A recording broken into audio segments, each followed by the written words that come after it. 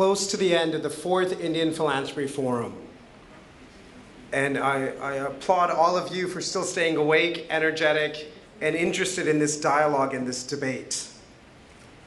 Today we've covered a lot of topics, from mobilizing youth through sport to stopping sex trafficking of children in our country. We heard from experts, from social leaders, and from philanthropists. And really the echoing theme once again was collaboration. I think when we created the Indian Philanthropy Forum, as Tarun said a couple of years ago, the goal was much more around sharing this knowledge, but then really taking action. And as we call this ceremony to an end, I think really it is a call of action. It's how all of us in this room can take responsibility, as Laura Entwistle so eloquently spoke about, and make a change in the lives of those that we typically don't think about. Over the past 12 months since the last Indian Philanthropy Forum, we've been successful in engaging philanthropists from this room, coming together to solve various issues and fund and scale small grassroots organizations such as Sarathi Development Foundation in Lucknow, focusing on empowering adolescent girls. And really the crux of that was collaborating. Each of these giving circles brought 10 individuals together and organizations. Through technology of webcam and audio conferencing and video conferencing, we were able to expand the Dasra giving circles to not just include individuals from Mumbai, but the last circle on toilets and sanitation had 4 members from Singapore, 1 from the UK, and 1 from the US. These are the type of changes that we're talking about. Innovation is happening in this country, and individuals from outside the country want to participate, and I think it's about time that individuals within the country starts participating. As we heard from Dr. Raj Shah about Haiti, most people in this room probably are not aware that Akshay Patra, an NGO which feeds 1.3 million children every single day in our country, was taken to Haiti, not by the President of India, by the former President of the United States, President Clinton, before the Haiti earthquake, to talk about food security and take Indian solutions outside of the country. TechnoServe, an organization which Dr. Raj Shah spoke about, Dasra was fortunate 8 years ago to help TechnoServe set up in India and use their practices of mobilizing farmers and empowering them in poorer communities and giving them business solutions and bringing that here to India. I think it's a global playing field now, and it's about time that we take responsibility not for these entrepreneurs to handle these situations alone, but for us to fund them and back them. We're really excited about the call to action to child survival. This has been an engagement that we've taken on through our various research reports, starting first with education. Many of you guys focus on that, and we realize without the proper foundation built on health and nutrition, most of these children are unable to and are not equipped to actually learn in the schools. So we did a report on child malnutrition where Sneha was selected. And through that we realized in order to actually combat child malnutrition, you had to first focus on the mothers. And that's when, in partnership with the Kiowa Trust, we had a giving circle on empowering adolescent girls. These individuals came there and saw organizations on the ground. And I think they realized something which the Omidyar Network talks quite a bit about, which was moving beyond just funding 1 or 2 NGOs, but really creating an ecosystem, bringing multi-stakeholders together and creating that impact. And I think with that approach, the Kiowa Trust decided, in addition to joining the Dasra Giving Circle, to actually fund a platform that focused on adolescent girl empowerment, realizing that that was the greatest way to ensure not just rights for these future mothers, but more importantly, rights for their children. We're excited to announce a partnership with USAID and the Kiowa Trust, bringing private philanthropy as well as government funding, and looking at child maternal health and adolescent girl empowerment over the next 5 years, bringing in solutions that can be scaled. Solutions that may have private sector funding, government's capacity to scale, and innovation from the nonprofit sector. The last 3 years, we've called it the Indian Philanthropy Forum because it was a 1-day event, then a 2-day event, and this time it was actually a week. Last Thursday, we had 47 organizations from across India participate in Workshop 3 of Dasra Social Impact. These are individuals such as the one you heard on stage in the Vodafone panel when we talked about corporate engagement, who are having grassroots innovations, who have come from the communities. They understand those needs and they're looking at scaling those interventions pan-India. They not only need funding, but they need business acumen. Business acumen with each and every company that you guys have built can provide them.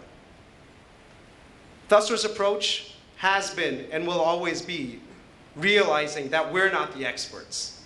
The goal is to bring more people together in this room and in other rooms across the country, ideally outside of the Taj Hotel, to make this impact and make this difference. Over the next couple of months, a few giving circles that we have include arts and crafts for livelihoods, sports for development, going off to the Australian Sports Outreach Program panel that you heard earlier today, in a way to mobilize youth, and finally, anti-sex trafficking. Post that, we'll be focusing much more on reproductive maternal health and adolescent girl empowerment in our country, and we hope all of you partner in these initiatives. We appreciate your time in spending the day with us, or the couple of hours, but as you can imagine, poverty is not going to be solved with that alone. Your charity does not start, or end, excuse me, it doesn't end by leaving today and thinking that you took half day off of work or full day off of work. It actually starts by taking the same initiative that you do every single day in your for-profit lives in building some of the best companies in the country and if not the world, but bringing that same rigor and discipline to the social entrepreneurs that are doing the exact same thing but need the funds, the support, the capacity that you guys can bring to the table. It's been a great couple of days and a week where we brought numerous people together. And really, today is just the first of many days we hope that will continue in this initiative. Before we end, I wanted to first thank our sponsors. As you can see, their logos are on both sides.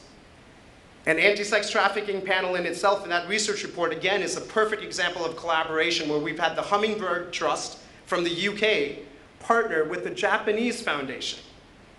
Individuals and organizations who never met before realized that they cared so passionately about this cause that they would put their own personal interest to the side and partner together and work on creating more knowledge in this space so more individuals in this room and outside this room can create impact. These are the type of solutions that we're looking at. Collaboration is hell. It's difficult, it's challenging, it's hard. But in order for it to work, we all need to do this together. And I think this joint research report that we're doing with these two foundations is a great exercise for us and a learning for Dasra, how we bring different stakeholders together at the initial stages of finding and funding organizations. Other sponsors include the Omidyar Network. As Tarun mentioned them earlier, Omidyar has been a phenomenal partner of Dasra's over the past 12 months. They provided us our first institutional grant and are really enabling us to take the Indian Philanthropy Forum, our research, the Dasra Social Impact Program, and the Dasra Giving Circles to the next level. Vodafone Foundation provided over 6,000 hours of volunteer time this year, and if you include last year, 15,000 hours of professional volunteer time spent on the ground in the field giving business acumen to organizations and individuals who not only could not afford them, but more importantly, couldn't even access them in the areas that they work in. ASOP, the Australian government, who not only funds various sports programs in India, realizing the benefit of sport, but around the world. They sponsored the report and the session. Bain & Company for releasing the Indian Philanthropy Report and bringing more dialogue into the discussion. And finally, GIZ. I think the partnership and collaboration can't stop with just corporates or NGOs or private sector. It also has to happen with multilateral agencies. I think we're in a new day and age where philanthropy around the world is slowing down, yet in India, it's actually growing. From April to December of this year, Dasra was able to raise and enable $11.5 million worth of commitments in a 9-month period.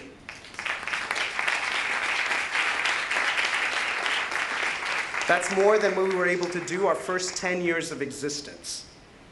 And the reason we were able to do that is because we were able to find organizations like Educate Girls through reports that the Godreges sponsored 4 years ago that mobilized and catalyzed the Dasra Giving Circle. By providing the 150 days of capacity building support to Safina, who we spoke earlier today, we were able to not only make her investment ready for the Godridges and other philanthropists, but more so to bring in greater amount of capital. And since our initial investment into them 3 years ago, they were able to raise an additional $6.7 million worth of funding, taking them to the 14,000 schools that we saw today. We're able to prove people wrong that collaboration doesn't work. We're able to show that if 10 people come into the room and back an organization, not just with funds, but with hands-on support, over a longer period of time, these organizations are the models of change that hopefully USAID or the Indian government will start adopting and taking forward. With that, I'd like to again thank the Godridges, because not only did they sponsor the report on employability last year, but this year they're actually funding Dasra to provide capacity building support for one of the organizations, Lend a Hand, which were highlighted in that report. And this is really the shift. It's a shift of mindset, it's a shift of realization, it's a shift of understanding. I think in the past we looked at building schools and hospitals, which was needed. But I think now we realize the innovation exists, and it exists in our own backyards. And it's up to us to fuel that intervention by giving these organizations growth capital, giving them the funding and the managerial support, enabling them to scale, and having them partner with government to really take it to the next level.